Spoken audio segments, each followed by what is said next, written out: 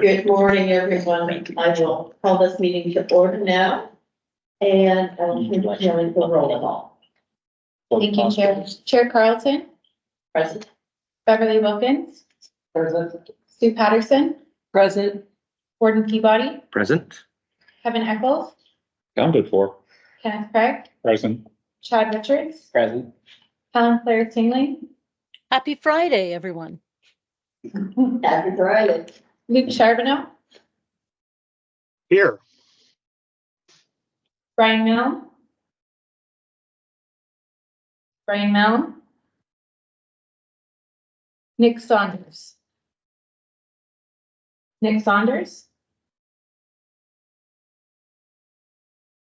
Thank you, Caleb. Are there any amendments to today's agenda? Seeing none, we'll move on to approval of the agenda. The recommendation being that the agenda be approved by the Board of Health as presented. As a mover and a seconder. Ken and Sue, is there any discussion?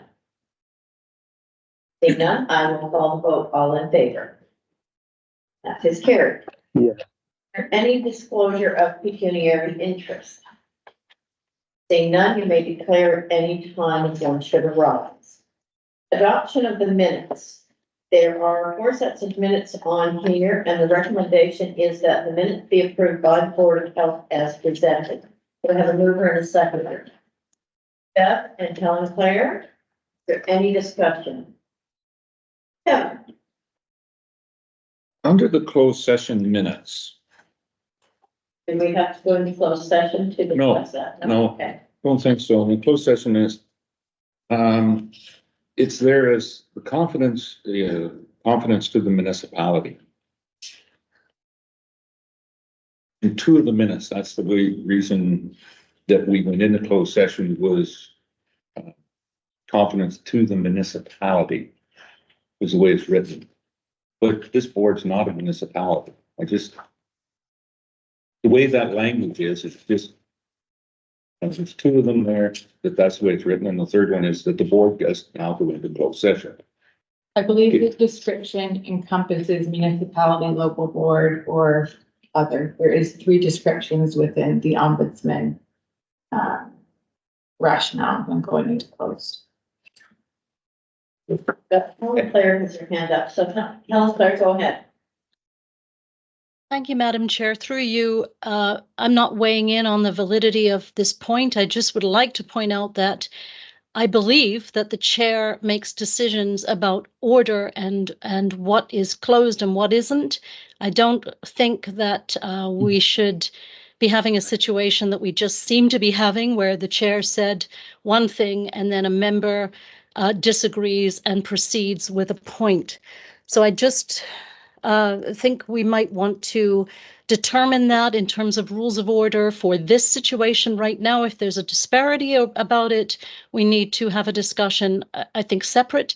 And if there is not, we can go forward, but I think we need to establish what the procedure is in these situations. Thank you, Madam Chair. Thank you. I'm going to suggest that in this case, we are perfectly okay because the question is just about the wording around why we went into close. Dr. Arrow, you, Yes, Madam Chair, so you just, if it is the wording why we went into close, the recommendation of the ombudsman is to include this section from the municipal act, the specific section, and that wording would include municipalities because that act covers both municipalities and other boards and commissions. Yeah, that just, if that's the way it wants to be, no problem. It wasn't, and then, because that's how we're because we're going to using word the it. municipal act as our reasoning for going in, so that would make sense to put some in the wording from that. Okay. So Yeah. So typically, it is to go into closed, in confidence to the municipality or local board. So if you just add or local board, Yeah. Yes. Is there any further discussion on the minutes then? Yeah. Good with that? Mhm. I will call the vote then in favor of those 4. Perfect, that is carried. Moving on to correspondence and media releases, I will turn it over to Dr. Aaron, I think. The recommendation here will be that correspondence and media releases be received by the Board of Health for information. We probably should have a mover and a second before we proceed, so could I offer mover and second? Because we're putting these on the floor to be discussed.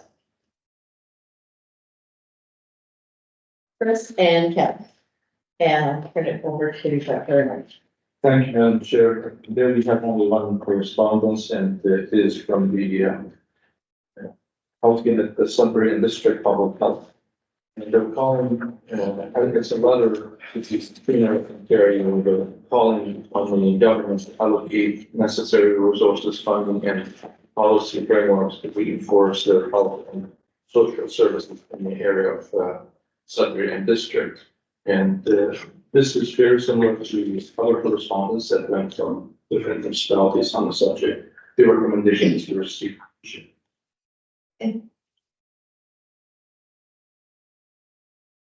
Any questions on that item? Luke? Can I ask a question, Madam Chair? Can you hear me all right? No, you're really muffled. I was gonna, never mind, I'll switch, I'm gonna change the way I'm doing this. Never mind. Luke, we're not understanding you at all. No. Worse than last time. Oh, okay. I got you. Didn't get in yet.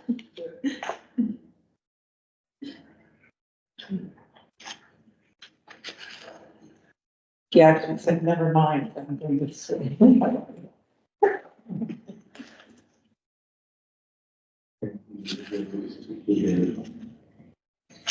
Hey, You speak Saugeen Shores, do you?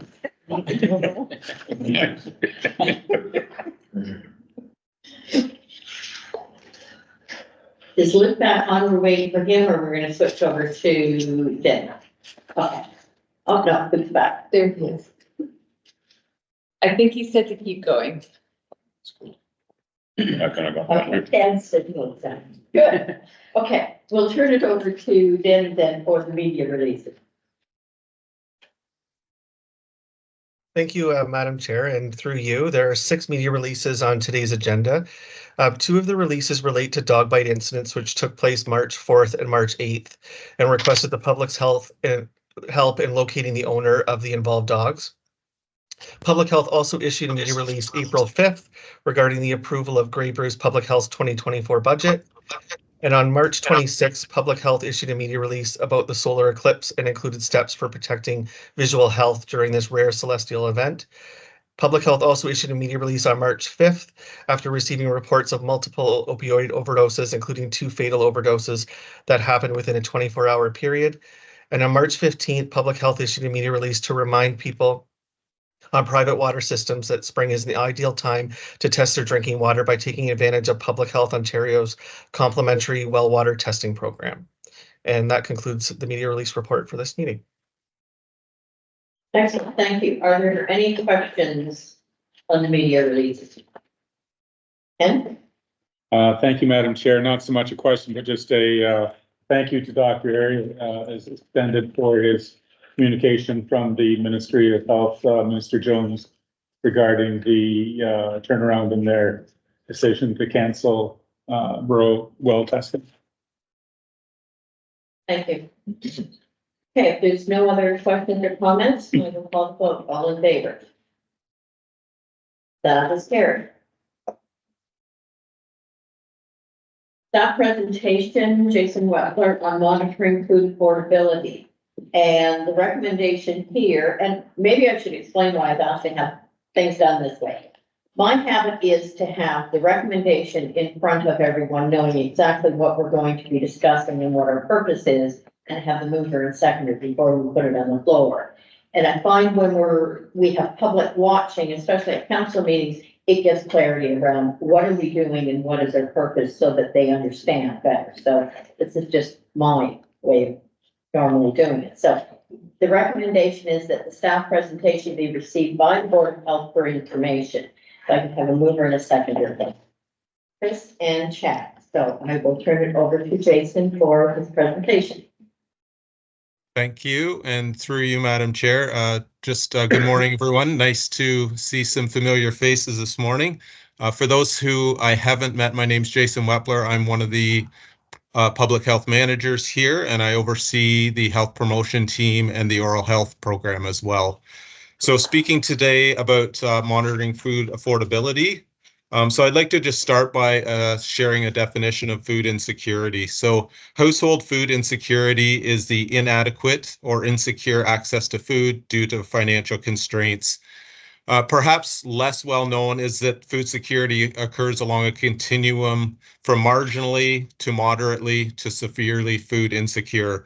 So marginally food insecure would be anyone who's worrying about food and or limiting food selection, right to the most extreme, which is severely food insecure, which means those individuals or families may be missing meals, reducing food intake, and at the most extreme going without food for days.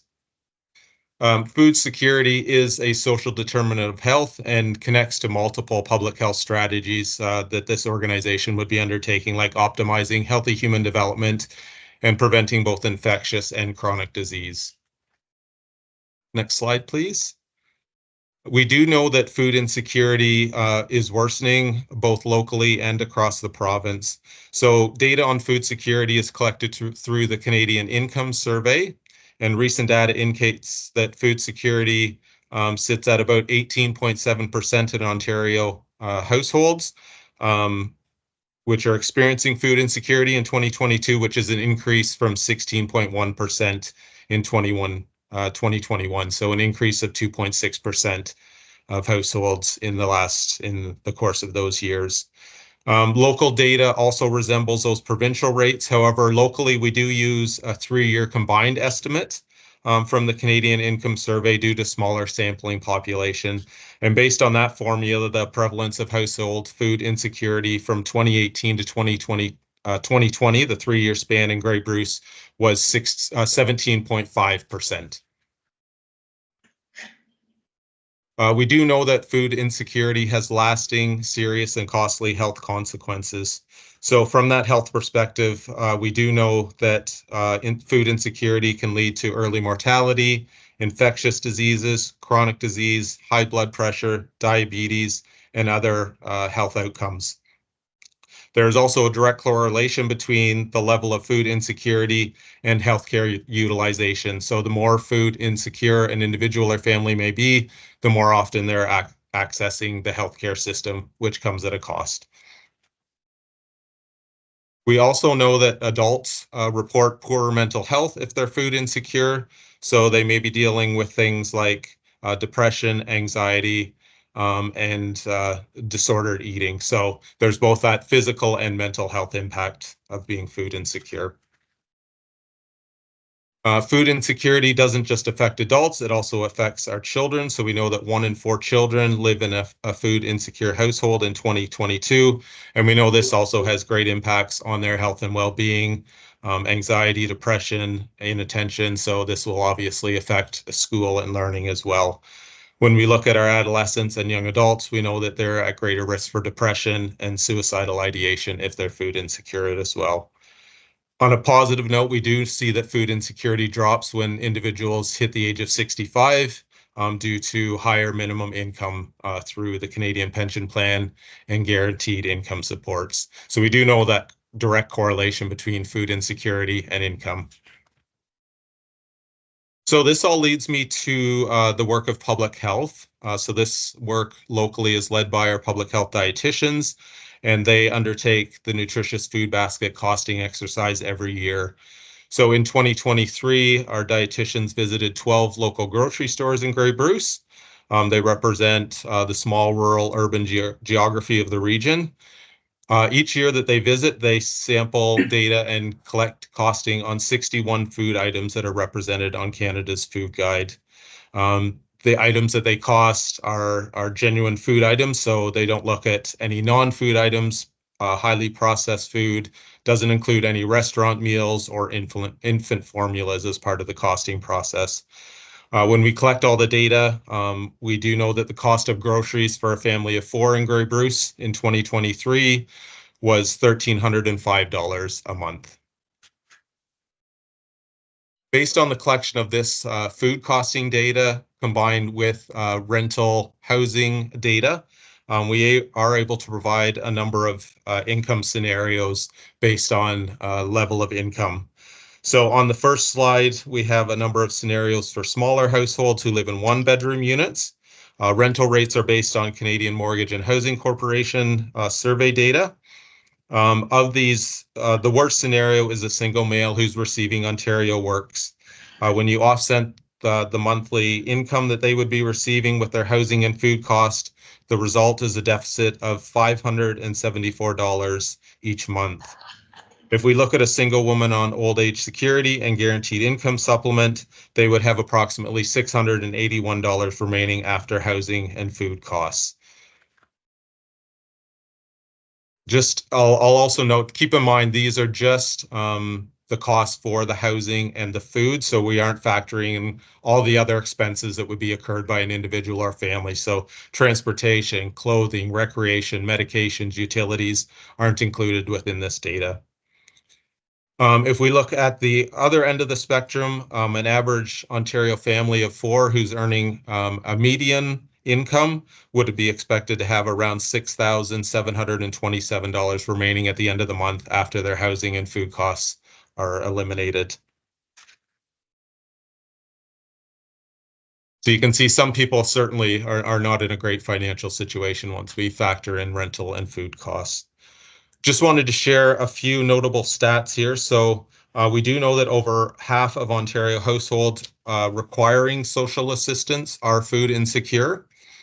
And we also know that this isn't just about those receiving social assistance. So of those that are food secure, almost 59% of those individuals are employed and are still having challenges. But we do know, as I noted earlier, that rates of food insecurity do drop after age 65 due to increased income supports. So my last 2 slides, I'm just going to speak to some of the potential provincial and local responses to deal with this concern. So we do know that food insecurity is a financial issue, and as such, there are a number of potential provincial responses, and these include establishing a research commission to determine evidence-based social assistance rates, looking at defining a definition of disability for ODSP that includes both episodic and short-term disabilities, committing to analysis of race-based food insecurity data, including Indigenous people and racialized communities in Ontario, setting strategic economic solutions and policies that align with the cost of living, and committing to the ongoing monitoring of food affordability as part of the revised Ontario Public Health Standards. So those are all potential provincial responses. In terms of local, municipal, and community-based responses, local municipalities and community organizations can, for example, contribute to the calculation and implementation of the region's living wage. They can implement protocols for screening individuals for food insecurity, financial instability, and malnutrition within the healthcare system. We can support clients with accessing services and programs which meet their needs. We can provide supports and remove barriers to access the income tax credits and benefits for which they're entitled. And I do know we do offer a number of free income tax clinics in the region through a variety of organizations. We can meaningfully engage with local Indigenous communities and organizations to understand health inequities experienced by Indigenous peoples and what food security and food sovereignty mean to them. And finally, we can advocate for federal and provincial government policies, such as looking at increases to income tax credits for low income households and the basic income guarantee to ensure an adequate and secure income for all in Canada. My final slide here, just to wrap up, is that food security is much more than hunger and cannot be fixed by food charities. Food insecurity is a marker of material deprivation and is tightly linked to low income, limited assets, debt, and other indicators of social and economic disadvantage. Thank you for listening, and I'm happy to take any questions or comments. Thank you, Jason, and I will turn to the members. Are there any comments or questions? Luke, go ahead. See if we can hear him. Can you hear me now, Madam Chair? Yes, we can hear you better. I won't ever use that headset again. I just wonder on the question of the Ontario Public Health Standards as it relates to this question, is the role of public health to monitor, collect data on this in terms of what our obligations are under the standards, or is there more that we are obligated to be doing in terms of, I assume this falls under healthy eating so far as the standards are concerned, and so are we. Is the fact that we are doing this monitoring, obviously all the work that you have done, does that fully fulfill our obligations under the standard? Yeah, through you, Madam Chair. Thank you, Mayor Charbonneau. So there is a reference document that's part of the Ontario Public Health Standards that just focuses on the monitoring affordability part of that. That was 2018 is the latest version of that. I'm not sure whether we'll see a revised version with the new revisions. So that is our required mandate, is to do the costing exercise, but certainly through our healthy eating work, as part of the health promotion team, we typically do involve ourselves in some of these income support discussions, looking at the poverty reduction strategies, and kind of the consequential work that comes from that costing and the data that we receive. So as much as we are mandated just to do the monitoring part, we do try and expand our work and address some of the scope of the challenges presented. Luke, go ahead. Yeah, thank you, Madam Chair. So our role in those discussions, that additional work that you're doing is primarily, though, to share the data we've collected, I assume. Is that right? Yes, that's correct. Thank you, Madam Chair. Thank you. Dr. Aaron. Through you, Madam Chair, I echo Jason's statement. Obviously, that's based on the standards. The mandate is to monitor and document or report.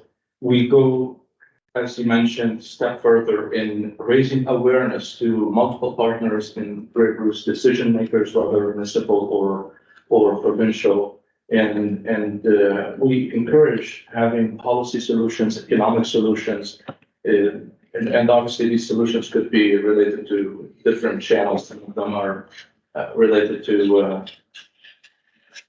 increased benefits or policies that are supportive of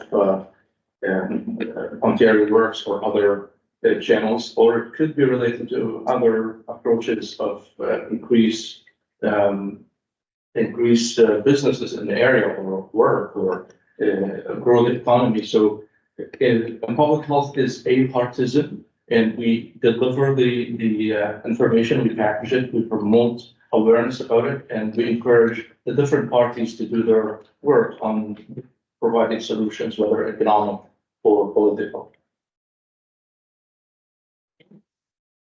Through you, Madam Chair. Thank you for the presentation, Jason. When you make the comment that food insecurity has it's not about hunger or malnutrition, can't be solved by giving people food, and ultimately it comes down to dollars and cents and appropriate living wages. Broadly and generally speaking, I'm sure there's multiple sides to the story.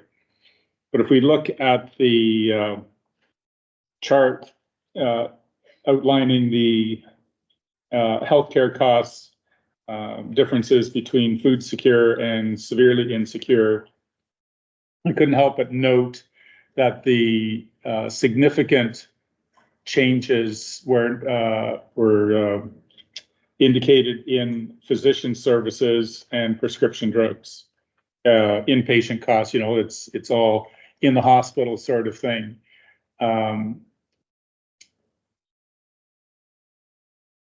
If the provincial government, if any government chose to redistribute the money, you could take it away from there seems to be a very easily identified area of healthcare that if we take it away from this, we give it back to the people, and theoretically we don't need to use the healthcare services anymore. I'm sure it's much more complicated than that. But until we begin to change human nature, I don't think that either the federal government, the provincial government, or businesses generally speaking, broadly speaking, are going to be excited about increasing wages so much that nobody will be health or food insecure anymore. So once again, thank you for that. And just no questions here, just a comment. Dr. Yeah, Madam Chair, that brings a very good point. Guaranteed basic income. It's a concept that if we provide financial support to people who need it, everything will be resolved, whether it's poverty or homelessness or healthcare.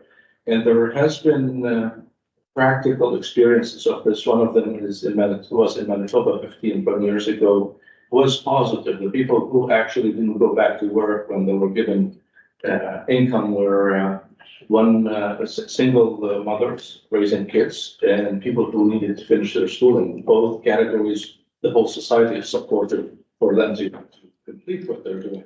So that was successful.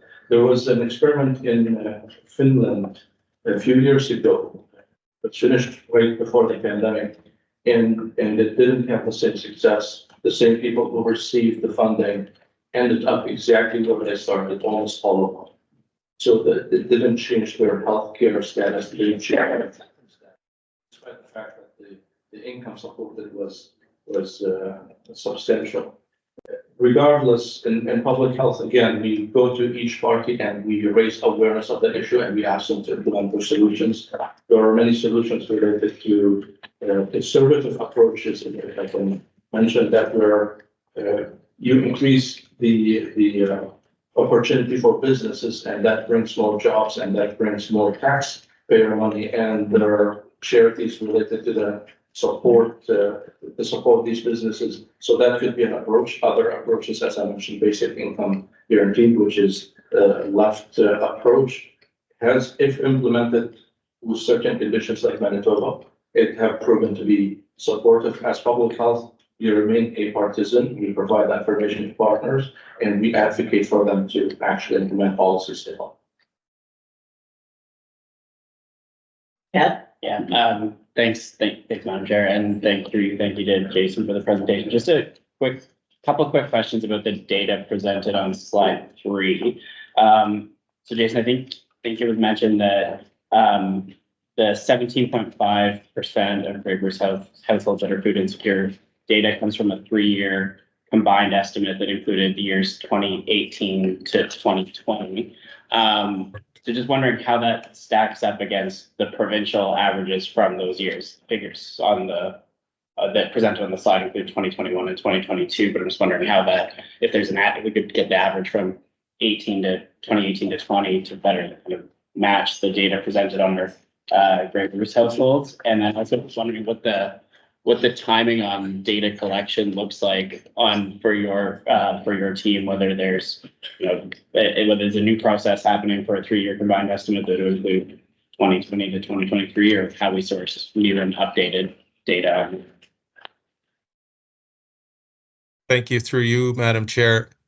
The local data is not statistically significant or different from the provincial data. That's 17.5%. I think we fall just a touch higher, but not significantly so.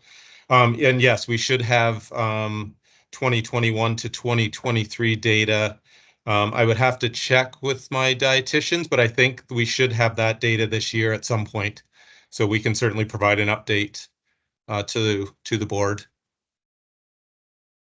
Again, I echo Jason's response.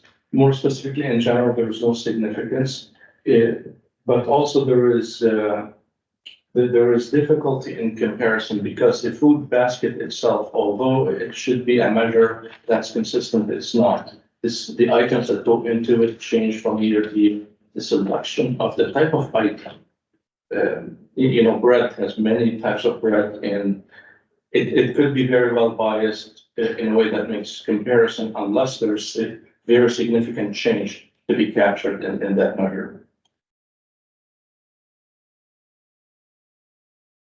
And I will note, they did change the reporting tool slightly a couple years ago, so that's why we don't have comparative data year over year, whereas we know the province is able to provide some of those number increases year over year. We're not able to do that locally just due to that slight change in the reporting tool. There's a bit of variation there. Thank you. Are there, Chris? Yes, thank you, Jason, for the presentation. Thank you for putting this important topic on the radar. Unfortunately, I think the situation is much more dire than your presentation. I know from anecdotally on the housing rental stats in Walkerton, I'm seeing a lot of renovations, and then they come back on the market at a much higher price than we see on here.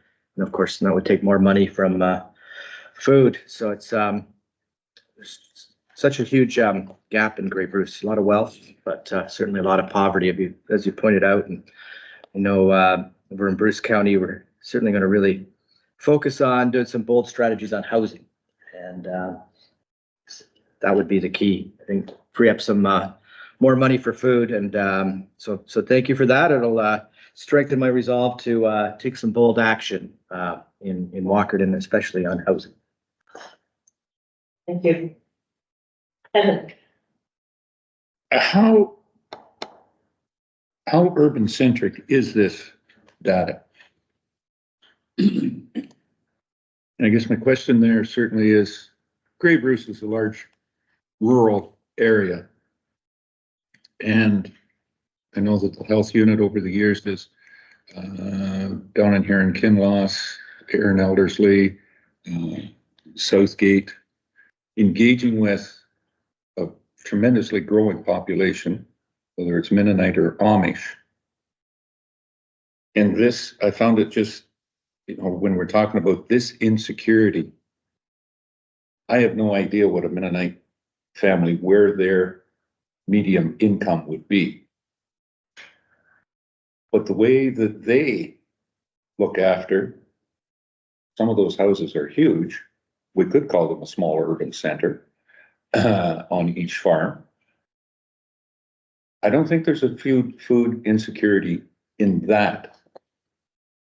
I guess in a bigger philosophy, are we trying to resolve the problem by taking 61 things off the shelf at Foodland or at Loblaws?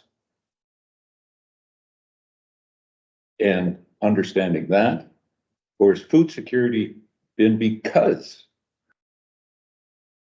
we've given that up?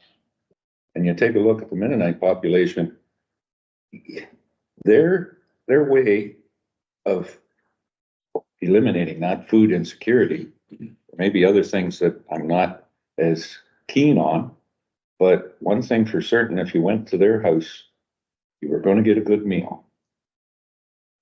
Thank you, Bev, always. And so is it more that we look at giving more money, or that society itself needs to pivot slightly in looking after our food insecurity or our food security, than catering to Galen Weston and a couple of other ones to resolve our issue of food? Now, I'm not one to be talking about it, sitting here this far away from the table, and it's because I get too close to the table most days.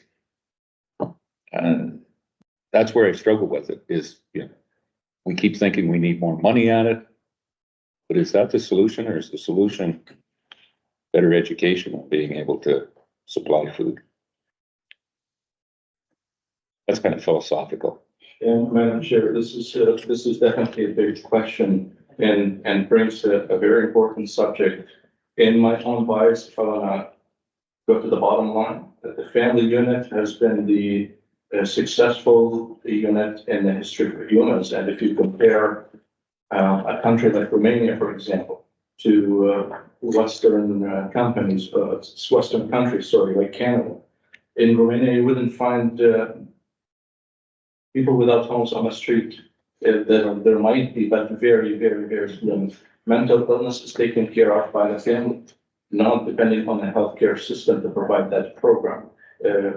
So again, they, as a community, as a community made of smaller families, people take care of food security, take care of mental illness, take care of all these social issues that our system is trying to take care of.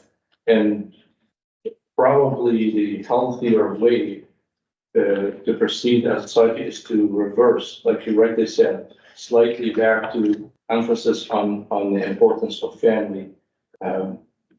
The Amish community you took as an example is a perfect example where they value that dependency on the community, on the family to take care of each other.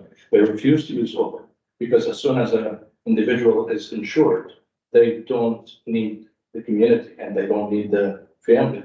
And that dependency actually is what protect the whole community. Again, it's a lengthy subject we're going to go into, but I agree with you. If that's my own bias, obviously that ship has departed because our system has implemented many programs that ensure independence of individuals. And that by definition departs from the family or can result in deportation from the dependency of family. Switching back or slightly going back might be, in my opinion, a solution or part of the solution. But again, it's a bigger discussion than a local mental health. Yeah. But bravo for thinking about it. Okay, because again, we still have a little bit of autonomy in the fact that maybe every now and then through your awareness, monitoring, information, education, and discussions like this, because you lead your municipality. I think it's such a really valid conversation.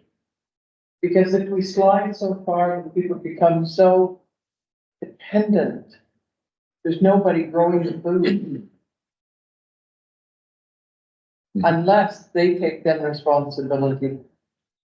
And some or other, we have slid a long way down the path where there's an expectation of a 23-year-old individual saying, well, when are you going to bring me my next bag of food? And I find that really difficult because I do live on a farm. I don't grow it myself all the time. But again, the awareness of that person having no family because of alienation, but often through their behavior. So there are many social elements that go into it, but always to keep that focus.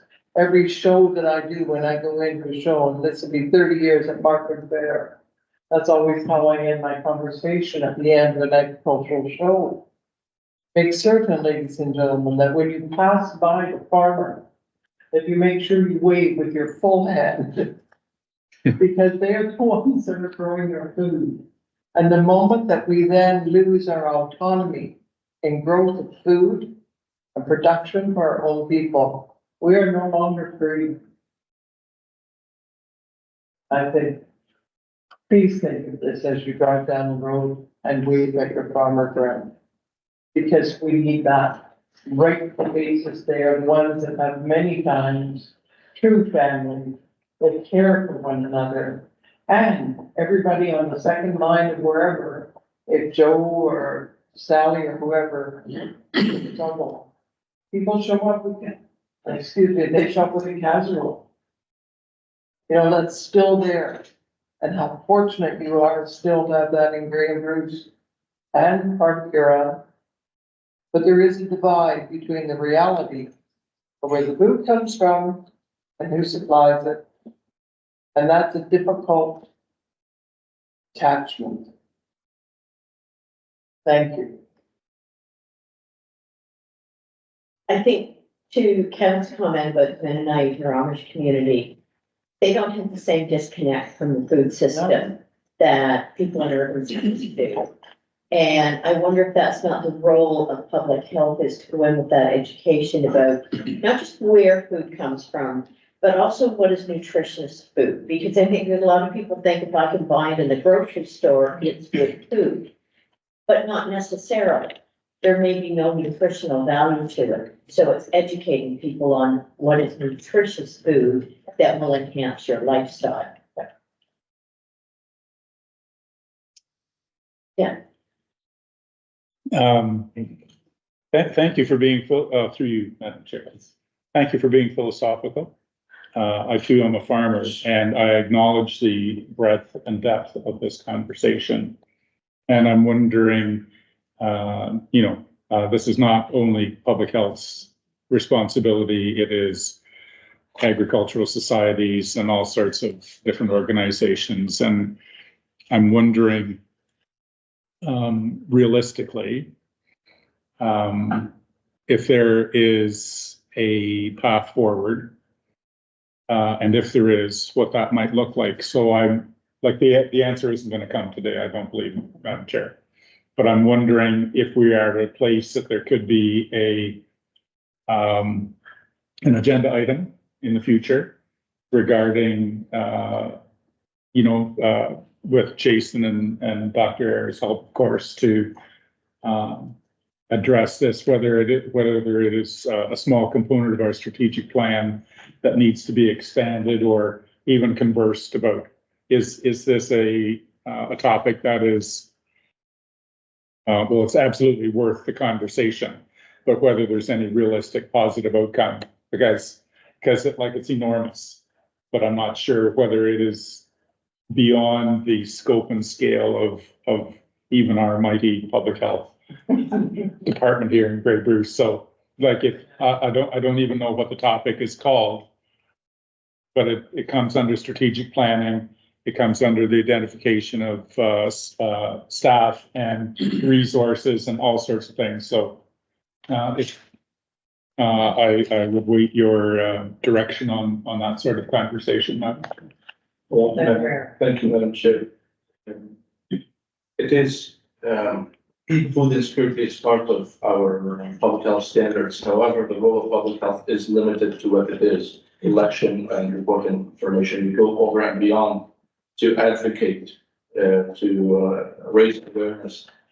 But the solutions, some of them or many of them could be federal. So that's way far from what we can do or cannot do. We have strategic plan. It has its appropriate place in the strategic plan.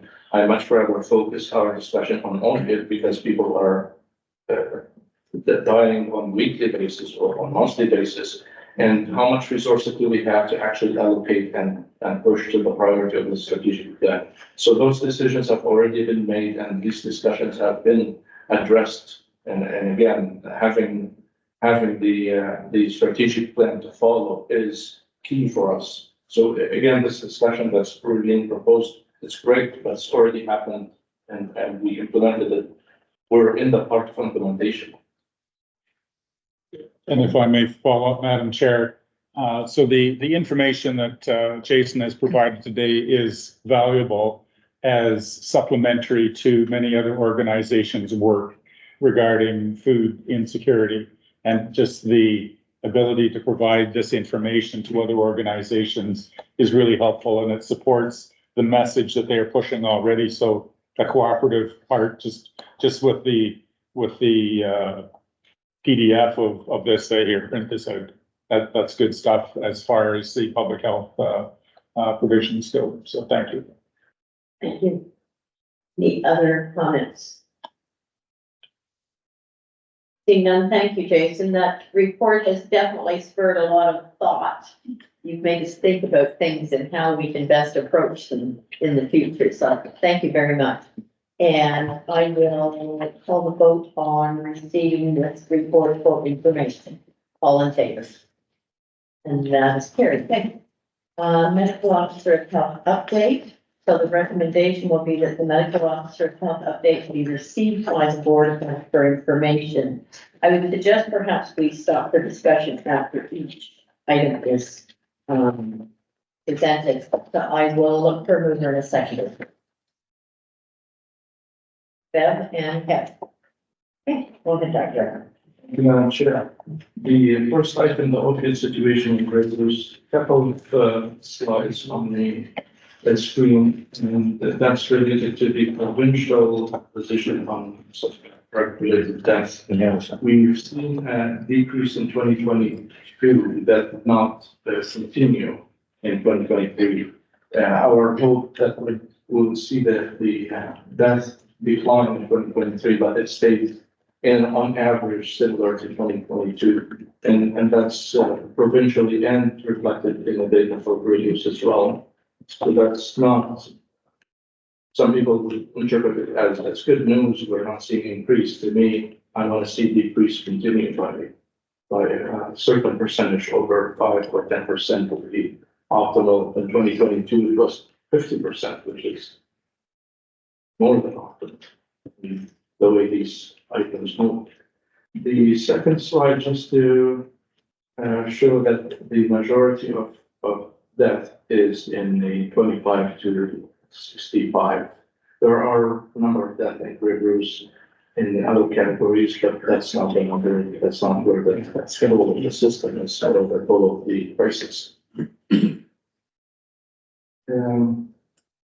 Just a small slide with small numbers, but the number of deaths based on months in 2023 and how that changes as percentage per 100,000.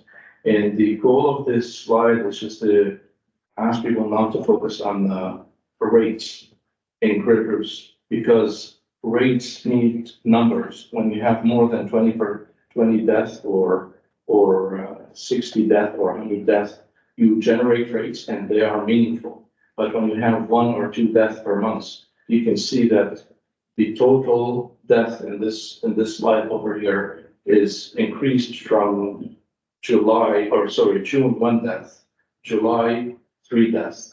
The rate went up from 7% to 21%. The calculation of rates becomes meaningless.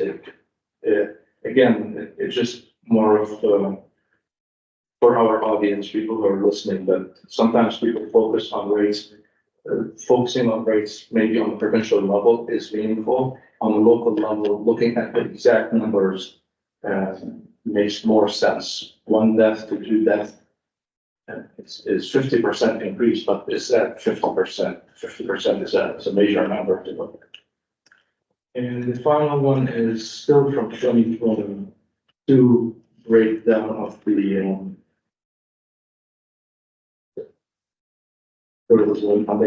this is not the major toll in the substance use remains the opiate, whether it is emergency, the doctor visit, or the hospitalization or death. And again, we've seen this decrease in 2022, but again, it didn't continue declining, and it's stable in 2023. That's the update, Madam Chair. Continue to work with all partners to tackle this issue, but it is one of the major ones in multifactorial. Open to questions, Madam Chair. Thank you. Any questions, Beth?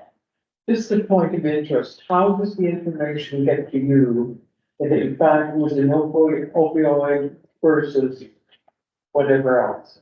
How does that get to you? Through you, Madam Chair, it's the coroner data.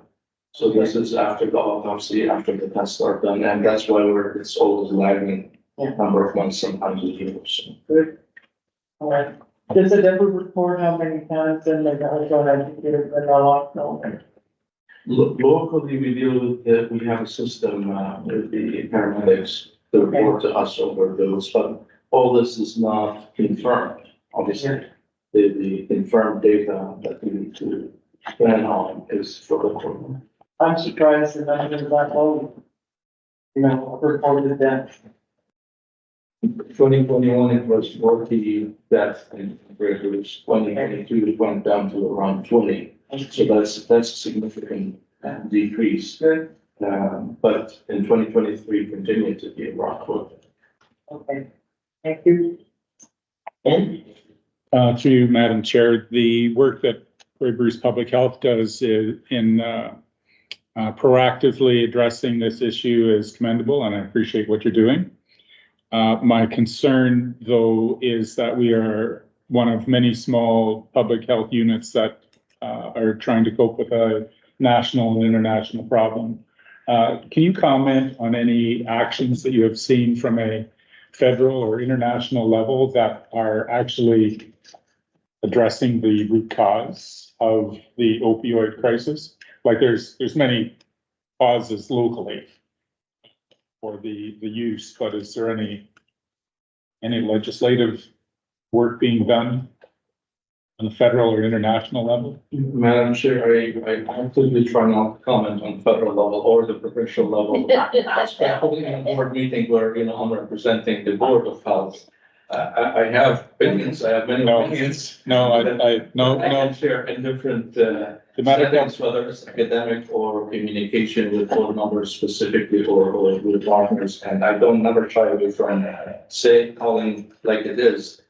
But for the Board of Health being, your advisor, I'd much rather not to. Yeah, I choose not to listen to your opinions, but rather your facts. Yeah. So we will stick with that. Yeah. Thank you. Any other comments here? Seeing none, we'll move on to the next item.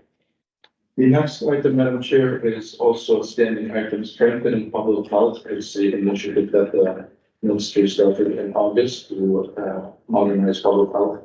And the two updates on the subject, locally or internally, we did the restructuring and that happened without group layoffs. And that's obviously it's never good news to change or decrease, but it was well perceived by the team and by external partners as well. Comments has been positive that we did not have to lay off groups of people. The second part is the reviewing of the standards, public health standards in Ontario. The process continue and actually yesterday we received a link to a survey that we need to register a number of our staff or myself or the chair to provide input as consultation to the ministry on what needs to be changed. And there is still a question of how many people will involve, but we will reach out to the individuals that we need to involve. That's the update, Madam Chair.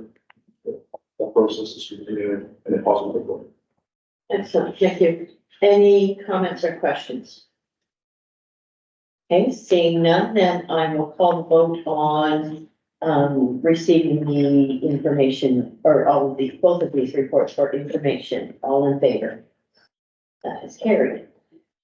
Corporate services, I think we'll deal with procurement policy first and then do the video and financial. So the recommendation is that the procurement policy update be approved by the Board of Health. I have a mover and a seconder. Kevin and Chad. Okay. That's what we do, Madam Chair. So our accountability framework requires that we have a procurement policy that's approved by our Board of Health. We're doing a larger overall policy update across the organization where all policies are being reviewed and updated within a new template. So procurement was one of those that we went through that process with. We here for board's approval. So in the midst of looking at that policy, we did make some changes to it. So we've added a definition section to kind of clarify the difference between an RFT, an RFP, and RFQ, so the different types of formal procurements we could go undertake. Previously, the policy didn't have the senior public health manager positions included and what their approval thresholds are, so we've added that into the policy. We have not changed the threshold amounts that indicate when we need to get closer to a formal procurement. We've just formatted it more into a table, so it's easier to use the policy and know what to do in certain situations, but otherwise that's been changed. We did add in office conversions to the list of those items exempt for free quotes, provided they were less than $10,000. And then we updated the threshold where it says over 5,000, it just said Board of Health. And so we just clarified what we meant by Board of Health. So we disclose it to the Board of Health for, if we're going to procurement for something over 50,000, and if we're not doing a formal procurement process, we would bring it to the Board of Health for their approval. We also added some additional language in there that outlines what our actual processes are for competitive procurement. So the structure of the evaluation committee, the winning bid, how we award that, contract extensions, bid dispute, and disclosures and that. So those are all current practices that we're doing. following the procurement guidelines that we need to. But again, the previous policy was just silent on it, so we can put the language in there to formalize it. And then we've also, through building our procurement aspect of our operations, we wanted to clarify roles a bit more clearly. So what is procurement's responsibility? What is the manager's responsibility? Finance responsibility? So there's now a clear responsibilities section included in the policy as well.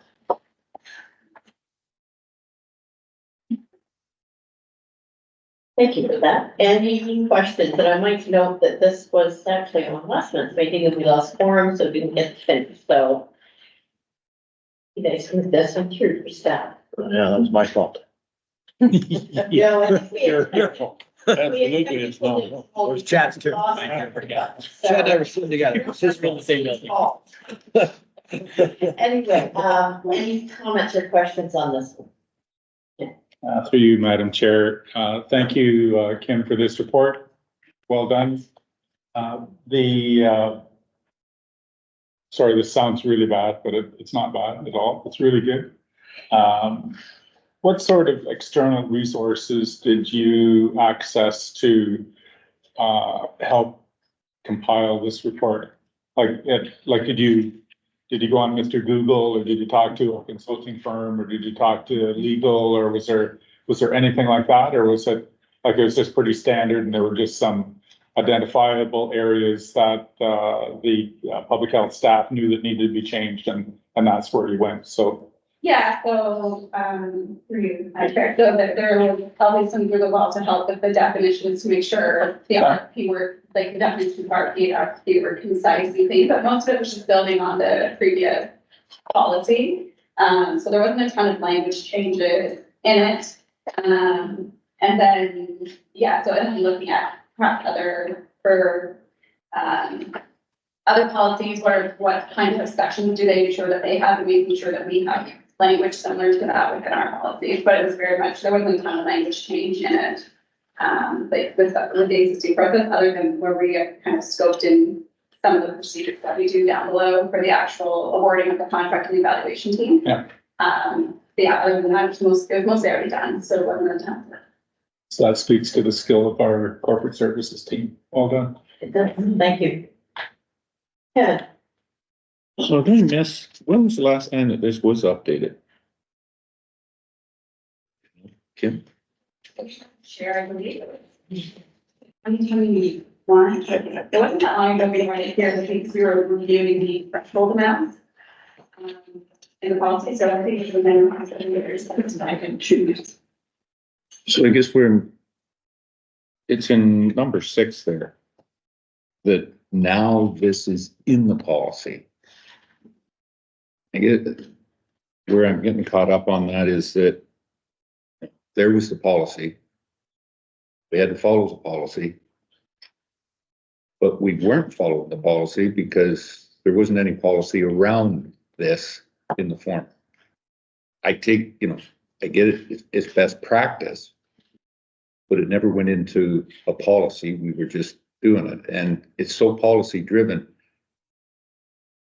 Our audit didn't catch this, that, how we were letting stuff go, or does the ministry come in and, everything that a lot of other boards I'm on, the ministry's coming in, oh, you gotta, if you got a policy on this, if you got a policy on that, we reviewed your policies and, oh, you're not following. I guess I'm just, how often when we change best practices, the thing is it should have been put in the policy at that point in time, not caught, later on. I'm not trying to corner corporate services or anybody on this type of thing. It's just more so on the audit from ministries and whatnot, where they're coming in and looking at this stuff. And most of that comes from long-term care. We shall have a policy. And if the policy is not followed, every time that they check on you, oh, you're bad. Yeah, but we're doing good stuff. No, it's not in the policy. You're not following the policy. It's not written down. I guess that's where I'm coming. How often should these be checked on a regular basis or whatever? pretty much. So it was an item that was, when we had a ministry audit. When we had a ministry audit, it was noted that you had a purchasing policy, but not a formal procurement policy, so that's what went to 2017. So we did create a more formal procurement policy at that time, which is kind of this document you're seeing now, and it's just we're improving it and enhancing it kind of as we go. So, you know, as we work on the policy, we realized, oh, you know, we don't really have a section that says who's going to do what, so we should include that. So it is a bit of a growing document. We're trying to improve it as we learn more, as we build our formal procurement. We're not as large as some of the municipalities and counties with procurement. Like we might do 1 or 2 a year. Like we don't have a whole procurement department. Yeah, purchasing agency. So yeah, so we're just trying to improve it as we go. And each time we do a review, we try to enhance it a little bit more, making sure we're following broader public sector procurement guidelines. And that's where some of this comes from. You know, we're trying to make sure we're doing what the guidelines were saying, because those are there, that's what we have to follow. So we're like, well, then if we're doing that, we really should have it here that that's our process. So it's a bit of an evergreen topic that we're just trying to improve each one.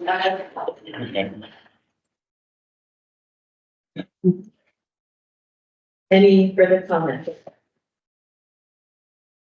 Seeing none, I will call the vote on that item then. All in favor? That's carried. So the next item is on BDO audit and financial report. So the recommendation is that the BDO audit planning communication and financial report for February 2024 be received by the Board of Health for information. Could I have a mover and a seconder, please? Sue and Luke. Okay.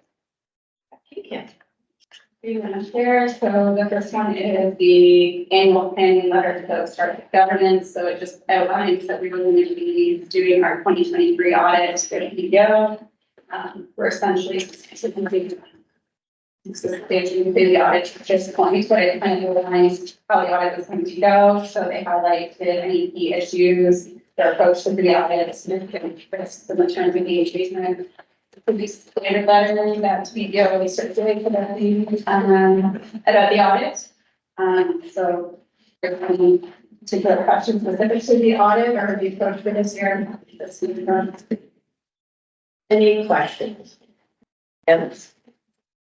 And just 16, Quebec personnel. It's just, that one's one that got, section 16 in the letter. Quebec personnel, there's 16.1. We may have some people working in Quebec. It's just one of those ones that, why is it here? Like, what's that? I guess other than covering themselves off, if they farm some of it out to Quebec, that Quebec operates on different systems, and I didn't quite understand it, but it's there. Reading care of it, that all the recent years that we've had it involved in the local and tax office.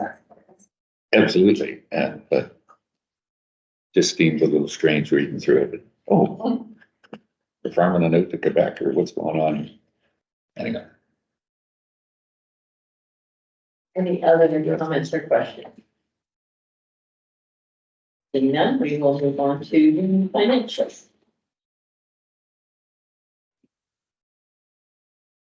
Madam Chair, this is the February 2024 financial, as well as since we've done 2023 and 2024 funding.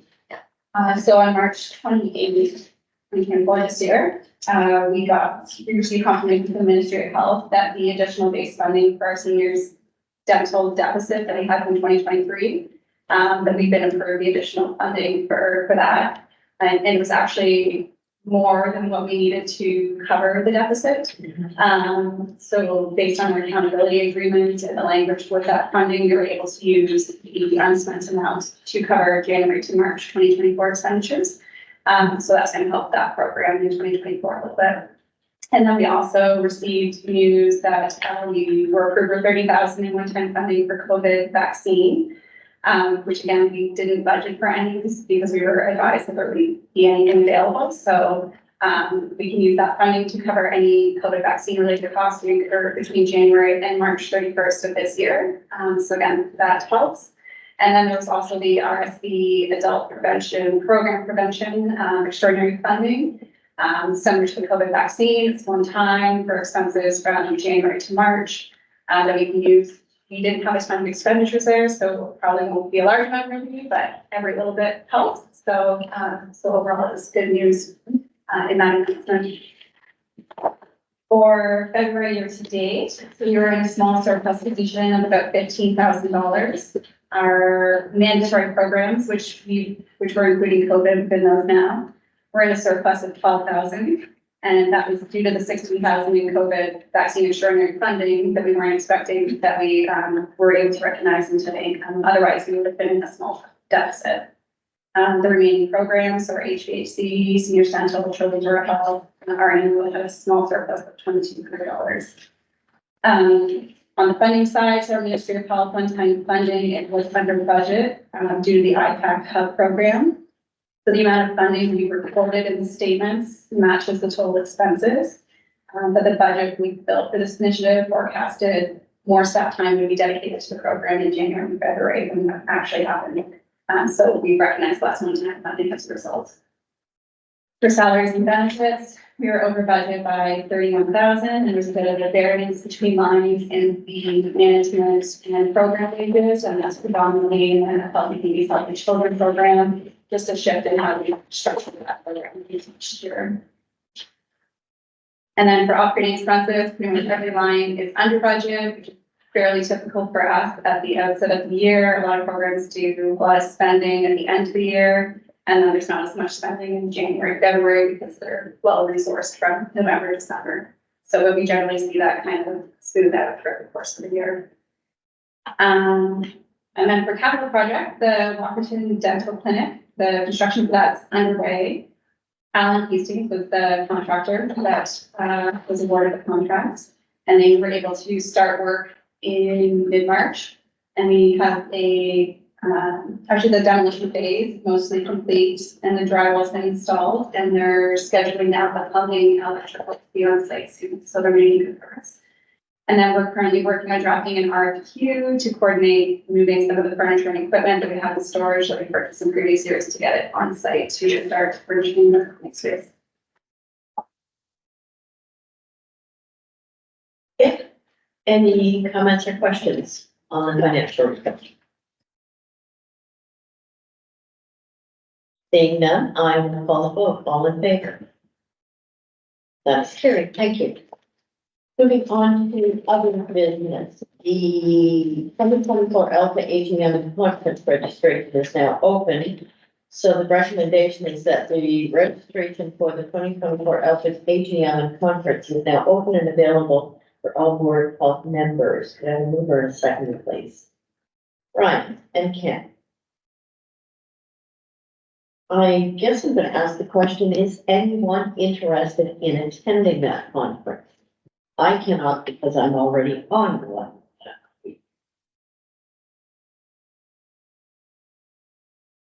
Seeing no volunteers, we'll just simply receive that then for information. So I will call the vote and that I'm all in favor. And that is carried. 10.2, the biannual review of board policies for policy number I-100. Who is leading this one? Madam Chair, this is a policy that requires us to review our policies, so the process started with the executive committee members provided recommendations for a change. It was implemented and track changes in the policies that were circulated on the board, included in a package, included with the package, and it did. There was a term for it attached to the package in Teams meeting. Yeah. So, digital copy. All the changes are straightforward. I think there was one thing that probably required our decision, which is related to smoking in the Board of Health item. So it was left from the past where smoking was allowed. And there was a condition there that nobody can smoke in Board of Health. It was raised by one of the executive committee that that's allowed. People cannot smoke in the building, which is a very valid point. However, because we have virtual meetings, people could be joining from their homes. So is it worth keeping it there or not? It's not a major item, but that's probably the only recommended change that's worth making a decision on. Okay. So what you're saying, Dr. Ayre, is that, yeah, I can't sit at home and have a cigar on camera. Madam Chair, it's always to include wording to say this is what we stand against, regardless of the practicality of it. It's your workplace, Kevin. Luke? Breaking the law. Yeah, I mean, through you, Madam Chair, I was the one who raised that as considering it that where you guys are sitting, you can't smoke anyway, but it's not a major issue. If you want to leave it in, just leave it in. It was just it was a pretty minor note. Thank you. Any other comments from anyone about the policy, Dr. Ayre? Madam Chair, honestly, this point should have been like 2 years ago before the pandemic. There was no virtual meeting. It is very valid point why it's still in our policy. You know, smoking in public buildings has been abolished 10 years ago. So sharp eyes, Luke. Thank you. So on this item, we don't have a motion to accept or not, or? Madam Chair, we didn't put recommendation because there could be a wide number of options. One of them is to accept the amendments as recommended by the executive committee or discussion of some policies or name it or why. Okay. Do you have a question, Luke? I'm sorry, Madam Chair, and I'm just I may be losing my mind here because I don't remember the executive committee passing a resolution to recommend the policies to the board. Did we? I don't remember us finishing the discussion at the executive committee on each of these items. Did we do that and I just have blanked on it, Madam Chair? No, I think you're correct in that. It was on one of the executive committee meetings and we ended up not discussing it because we got into something else that we thought was more important. So it actually didn't finish at executive committee. Because if I could, Madam Chair, I don't feel like I have a strong grasp at this point of how all of the track changes that were suggested by board members have been incorporated. I'd prefer, Madam Chair, if we could. I don't have trouble. I mean, I appreciate everybody's busy and looping it back to the executive committee and around and around. It takes a lot of time and for staff and for everybody. I wonder if, unless others are very comfortable with what we have here, I'd want to take and review all these again just to make sure that that I'm comfortable with them, because there were some things that I had been thinking on some of these, like for example, terms of reference for the executive committee itself, which I can't find anywhere, doesn't seem to exist. There's some things I think we should that we should at least give some direction on, and maybe some direction from the executive committee is what's needed to help inform the board. I just don't feel like the process has been fully completed to the point where I can say, as a member of the executive committee, that I could recommend to the board to adopt these policies as they are. Not that I necessarily have any trouble with them, but I don't feel like we had the debate fully at the executive committee. Thank you, Madam Chair. Okay, thank you. Kevin? Can I make a motion that 10.2, that the board receive the information from the executive committee and look forward to a recommendation somewhere down the road? Subsequently, there's the word, thank you, Ken. Subsequently coming forward at a future board meeting. So basically direct it back to executive committee to come forward with that subsequent recommendation. But I'm a mover and a seconder on that. Kevin and Ken. Any other questions or comments then? I will call the vote. All in favor? Carried. And one more from the sector for adjournment. Beth and Kevin, all in favor? That is carried. Thank you, everyone.